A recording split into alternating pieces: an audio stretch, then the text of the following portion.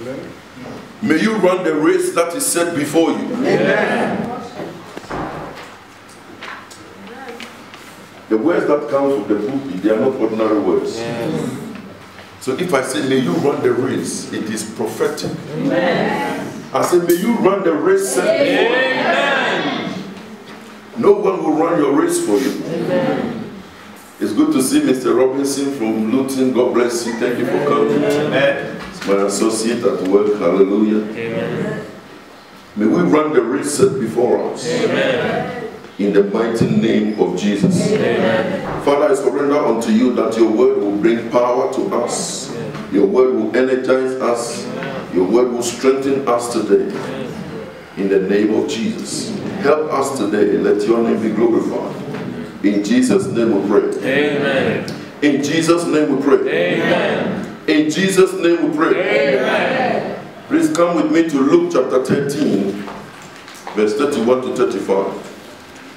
Luke chapter 13, verse 31 to 35. Time is far gone, so I'll just start reading.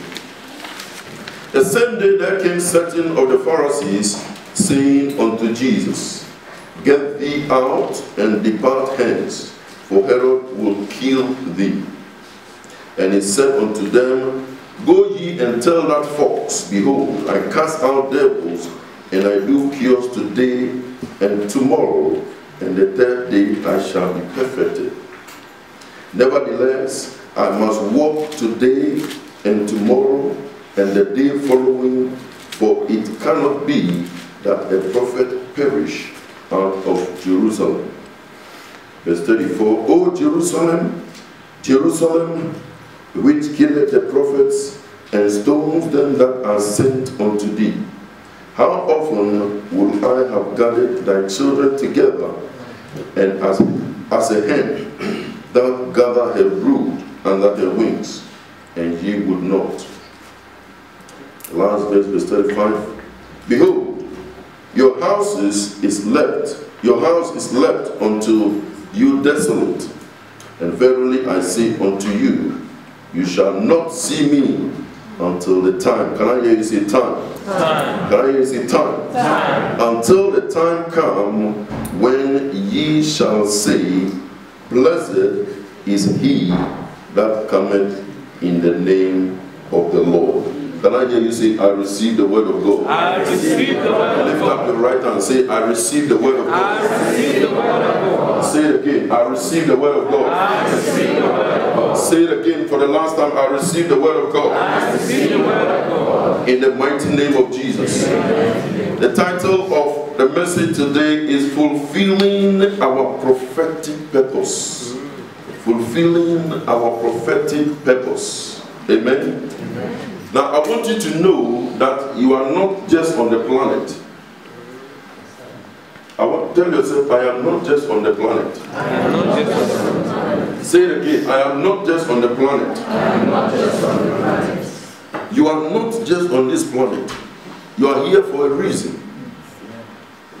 You didn't hear what I said? Yes. Now you think you are in Stephen A. Just go work in the morning, Monday to Friday, come back and go holiday, and you are here for a purpose. Yes. Are you listening to me? Yes. And today I want us to examine that purpose, and it will be a beginning of series of messages that I will be sharing to align us into fulfilling our purpose. Amen. Amen. The message that I haven't still concluded, I will finish that on Saturday evening. Amen? Amen. Saturday, because I have more time than 2 hours, I can do 1 hour teaching, and then we enter into some warfare prayers. Because when you are overcoming issues, you got to battle things out. Yeah. And church condition is not good time to do that. I only have a few minutes. So I'll move that to Saturday night. Saturday night, 6 to 8 here. If you can make a date with us, we will bring a conclusion to overcoming trials and affliction. Do you remember James? Yeah. Count it all joy. Amen. The solution is in James chapter 4, verse 17. And we'll walk with that on Saturday night. In the name of Jesus. But today we want to focus on fulfilling our prophetic purpose. Amen. Now, I want you to lay hold on this scripture because it is a very, very important scripture. that I've just started with, and I will end with that scripture as well. But come with me to John chapter 17 and verse 4. John chapter 17 and verse number 4. Jesus prayed a prayer that one day you and I are going to have to pray that prayer. Amen? Amen.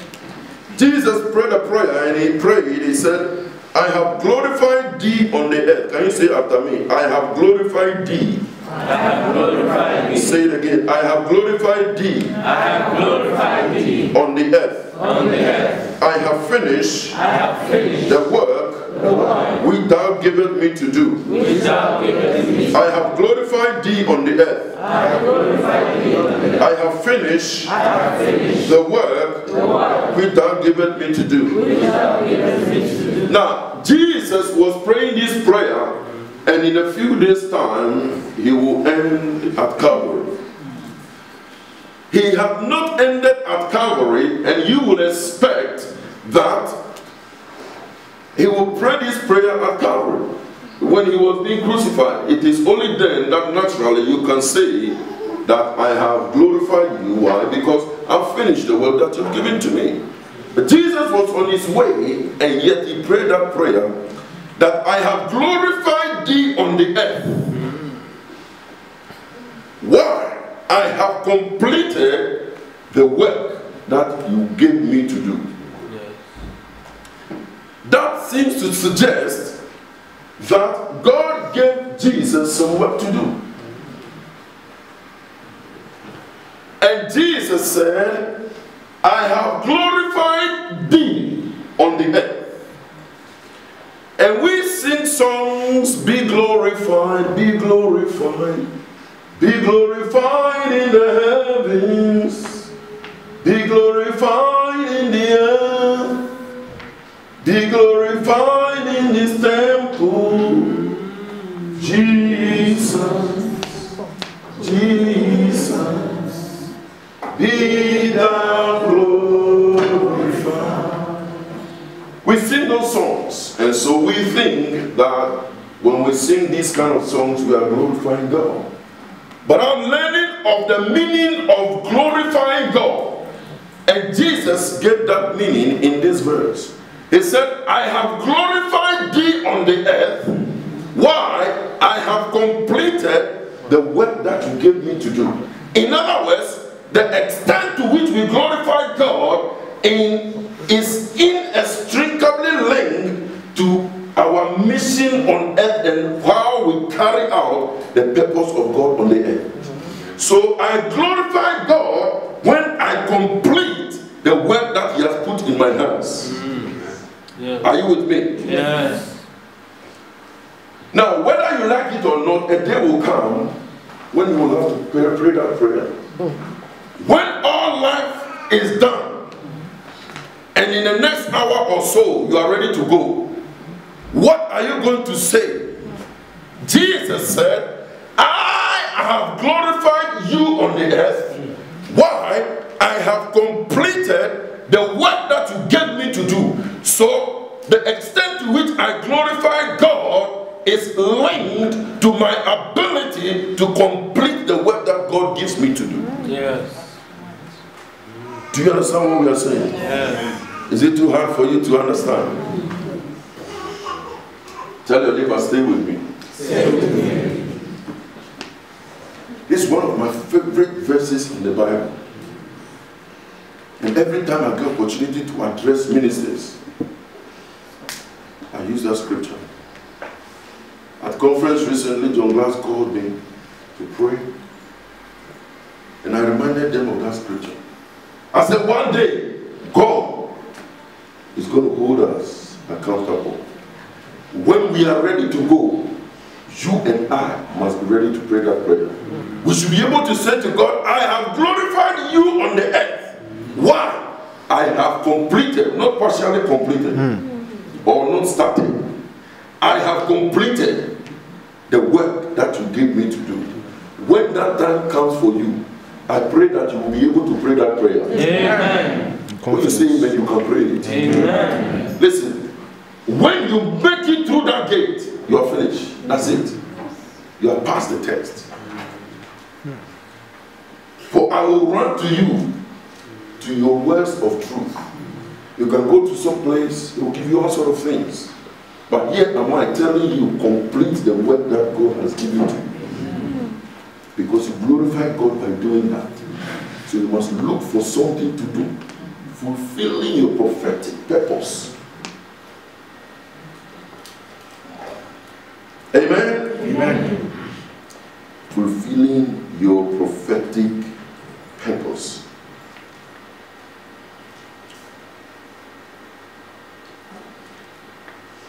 I think we have something to learn from one of, perhaps the world's, not perhaps, the world's wisest man who ever lived. Solomon. God said to him, because 1 Kings 3 and verse 10. Go to 1 Kings, I believe, chapter 3 verse 10. 1 Kings chapter 3 verse 10. The wisest man who ever lived, what's his name? Solomon. Solomon, God asked Solomon after sacrifice. So Solomon went to sacrifice to the Lord and pray. And God asked him, ask me something to do. What do you want me to do for you? And Solomon said, give me wisdom that I will rule your people. He made his prayer, he made God a stakeholder in that prayer. He said, give me the wisdom, not for me, but to rule your people. Amen. Solomon had a mission, he had an agenda. And the Bible said, and the speech pleased the Lord, that Solomon has asked this thing. When you are making prayers and asking God things, may it please the Lord. Amen. Some of you are sleeping. If you are sleeping, go out and run and come back. I said, when you are asking God something, may that please the Lord. Amen. If you know how excited I am in my spirit, you will not be sitting down there dozing off.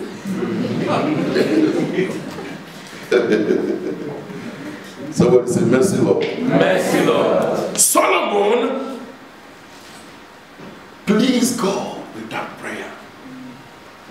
God says, Solomon, because you have asked for this and not asked for the life of your enemies, nor ask for yourself riches, all those things will be a byproduct. I will give you what you have asked for, and in addition to that, I will give you the things that you haven't asked for as well. That's why the Bible says, seek ye first the kingdom of God, and after its righteousness, and all other things shall be added unto you.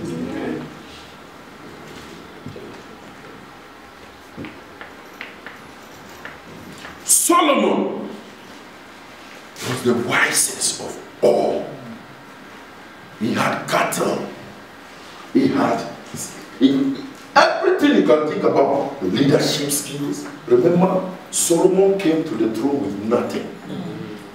I said Solomon came to the throne with nothing. Amen. But with sacrifice, prayer, and the love for God, Solomon gained everything. Amen. Sacrifice, prayer, and love for God. May God give you these three things. Amen. I prophesied to Solomon. Amen. I said, may God give you these three things. Amen. He came to the throne with nothing. What did he come with? He came to the throne with his hands up. He said, Lord, look at David, my father, and the great exploits he has done. How can I compare to David? But I plead with you, Lord, that you will give me wisdom, that I will rule the people the way David has done, because I don't have the physique of David, neither do I have the characteristics of David, but I know that David ruled in your name, and I know that what you gave to David, you can also give me something, that if I can rule with that, the people will obey me. So Lord, give me wisdom that I will rule these thy people. And the Bible says the speech pleased the Lord. That was the beginning of his prophetic purpose. Some of you who have not yet identified your prophetic purpose, I pray that the message of today will kick it. Amen. In the name of Jesus. Amen. Listen, you can't be sitting under teachings like this and not go out there explode. Are you listening to me? Yes. God is going to cause something to come on your inside. I said, God is going to cause something to come on your inside, and you cannot sit with it. Some of you will experience it today. In the next few minutes, something is going to come on your inside, and you cannot sit with it anymore. The world is going to ask, what is it about? What is it? And you will tell them, on the 10th of June, I went to church and my prophetic purpose began. I discovered my prophetic purpose. Somebody here is about to discover it. In the name of Jesus. Amen. Solomon had all these things, and he wrote the book of Proverbs. Well, so the wise sayings in the Bible. If you go to Proverbs, it tells you everything there. And Solomon had everything you can think about, all the riches and the women. He had all these.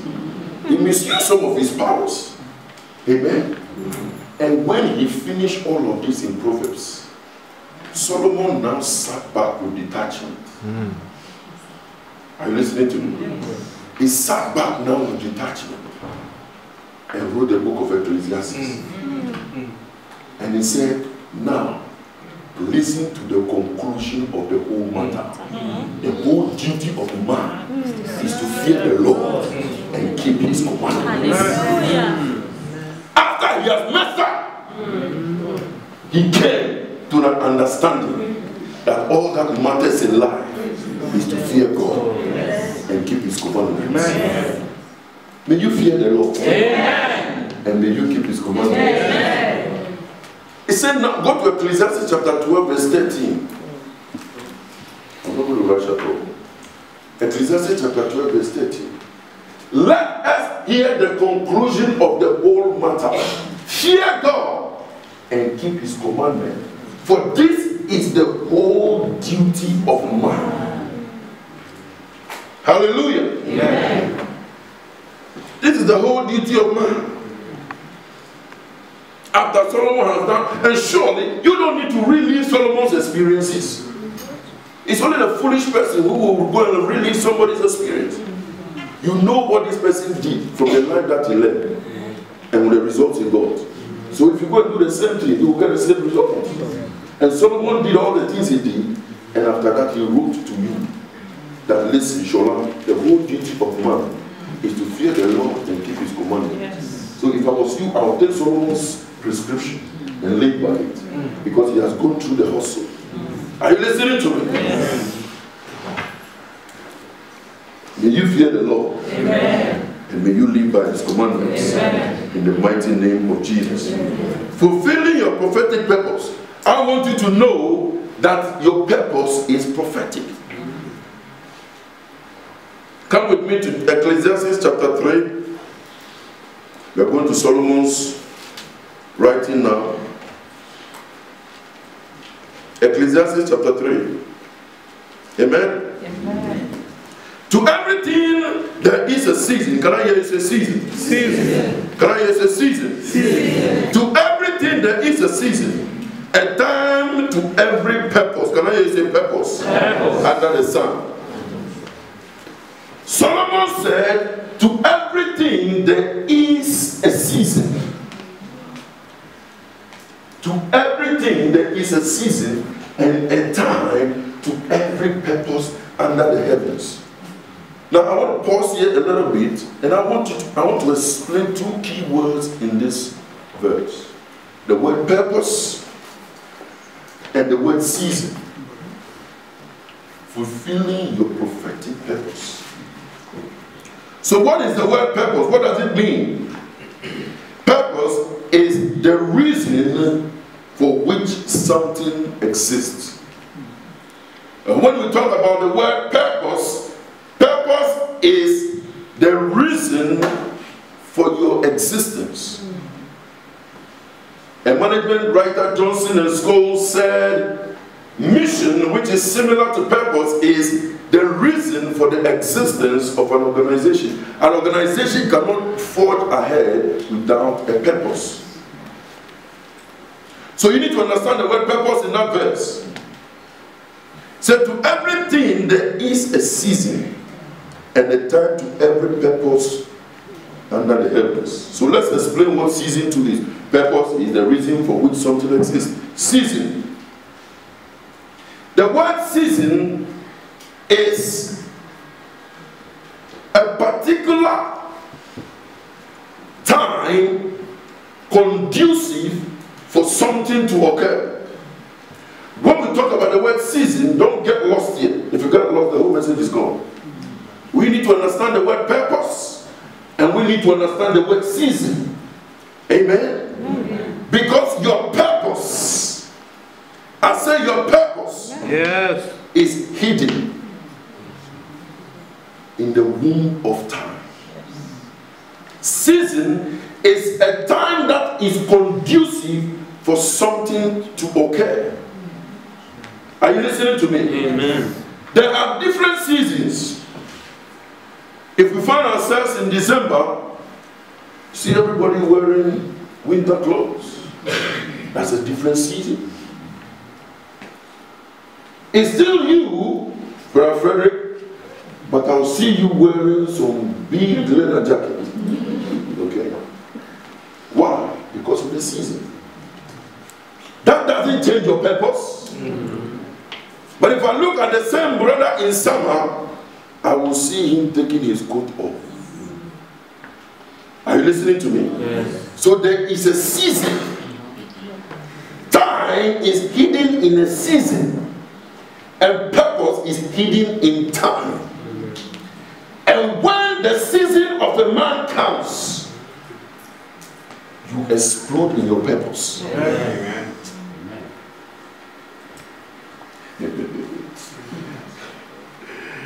Can I hear say mercy, Lord? Mercy, Lord. The season determines the rightness of a purpose. The season will determine how right your purpose. If you go and wear winter clothes, if you see somebody at the airport in summer wearing winter clothes, they'll call you mad. Same person. One day I was a visitor here. I was visiting Britain. I was in my uncle's house. I saw the sun outside, and I wore shirt, and I came out. This is Ghana sun. When I came out, I walked for like 30 seconds. I went back to the house. And when people said, but the sun is always still very cold. The sun is still there, but the season was different. And now Solomon writes, under the subsequent verses, you don't have time to read that. It says a time to be born and a time to die, a time to plant. It goes on to about 14 different opposites. A time to do everything. Now I want you to understand something today. When Solomon talks about time, the English word doesn't come out, it doesn't bring us the understanding clearly. If they say there is a time to be born and a time to die, it doesn't mean that there is a particular time to be born. Otherwise, all of us will be born at that time. Are you listening to me? Yes. And all of us die at that time. Because there is a time to be born and a time to die. That's not what Solomon is talking about. Solomon is talking about season. There is a time when your season comes. Some of us were born in 69, some in 54, some in 2003, some in this. That is your time. Yes. Are you listening to me? Yes. So I am here to say to you, there is a different season and there is different time for everybody. Yes. Because we are not all going by the same season. Yes. Your season is there. And hidden in that season is a prophetic purpose for you. Amen. And the purpose was given by God. Yes. God did not put you on this planet to finish off. They put you in a box and throw you out there. No. That's not your purpose. No. God gave you the purpose. Yes. It is not your job to come to the earth and create your purpose. Amen. It is your job to come to the earth and fulfill your purpose. Amen. Are you listening to me? Amen. So you must discover that purpose. Amen. And then when you discover that purpose, you walk in it. Amen. You walk in it. You walk in it.